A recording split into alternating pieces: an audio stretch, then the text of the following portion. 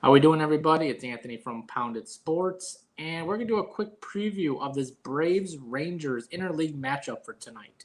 But first, promo here at Pounded Sports. 4-0 best bets or a free week. So go to poundedsports.com, click on the Daily Pass, and I'll get the email. I will text you or email you the plays as soon as I get that transaction, and I'll give you my 4 top plays out of the 8 that I will be sending you.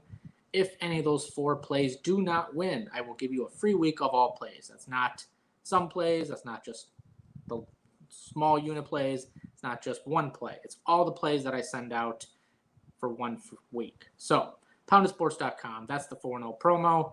And let's get to our preview. The Braves, Rangers.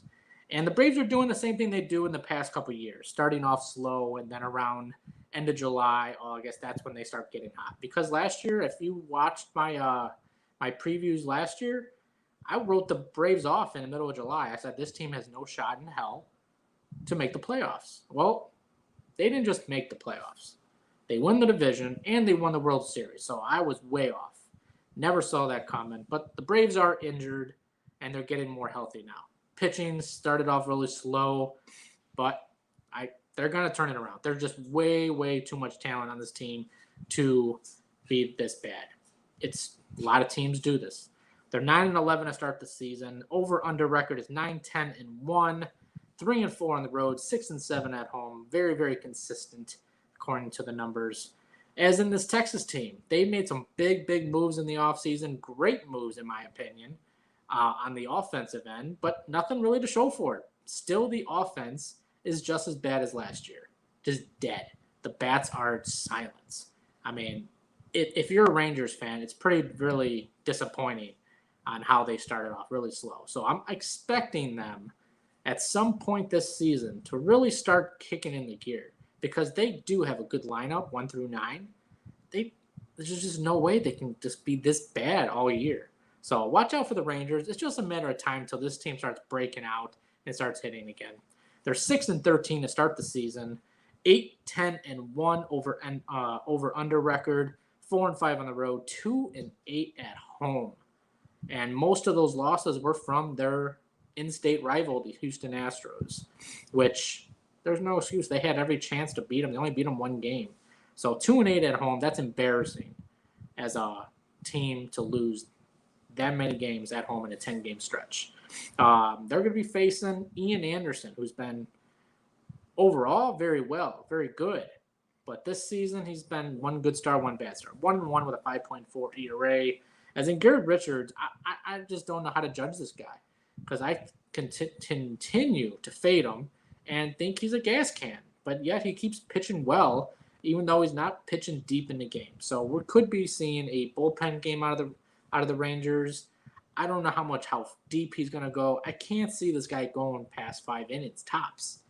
He doesn't beat you overwhelming with the speed. He's going to beat you more with movement. He's a contact pitcher. In other words, he's going to need ground balls, fly balls.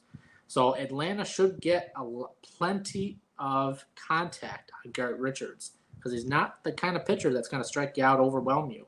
He's going to give you an opportunity to hit the ball. It's the point of can you get it between the gaps. So I think this is a very winnable matchup for the Braves, and you're getting it at minus 128. Some books minus 135 at the highest I've seen it. The Rangers offense, surprisingly, 11th ranked offense, but yet they have nothing to show for it. I don't understand it. I do think they turn it around. I think they do have like the top 10 offense. Their defense is just awful, though. 26th ranked defense. As in the Braves, like I said, they're injured, 17th ranked offense. But these numbers, because it's so new in the season, these numbers are kind of irrelevant in one way, just because if all it takes is one team to score 8 runs, 10 runs, and it's going to flip-flop everything. So every day it's going to be completely different. You could be the 10th best offensive team, and you could be the 2nd the next day, depending on how many runs you score, basically. So don't really look at the ranking now.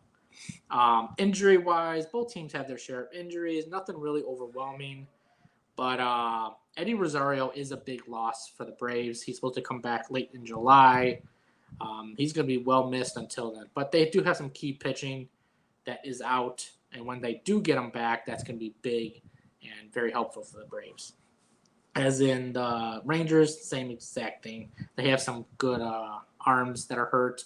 But once they come back, they'll be much better overall as a team. Trends in the over-under. The Braves are 5-0 in the under in Game 1 of a series. Personally, I love looking at those trends on Game 1 because it's just very, I don't know what it is, but it's just something that always catches my eye. 5-0 on the under, so it's a good possibility. 9's a lot of runs. And the Braves have been pitching really well, especially in the Cubs series. The 4-0-1 in Braves' last 5 interleague games is a favorite. That dates back to last year. To me, anything that's not this year is irrelevant.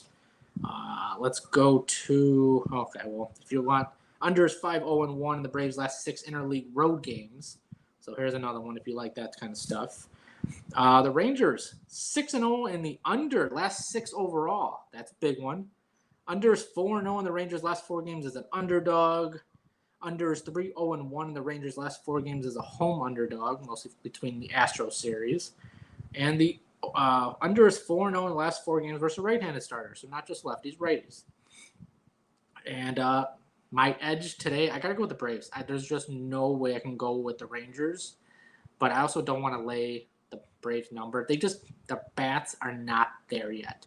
It is a big boost with Ronald Acuna coming back. But if you're looking for value, don't be scared to take the Rangers. Sides, it really is kind of a coin flip. Slight edge to the Braves just because of Acuna's back.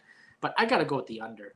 My biggest lean is the under. Trends don't lie. Numbers don't lie. The bats are dead on both sides. 9 is a high number. Take the under 9 if you're going to bet this game.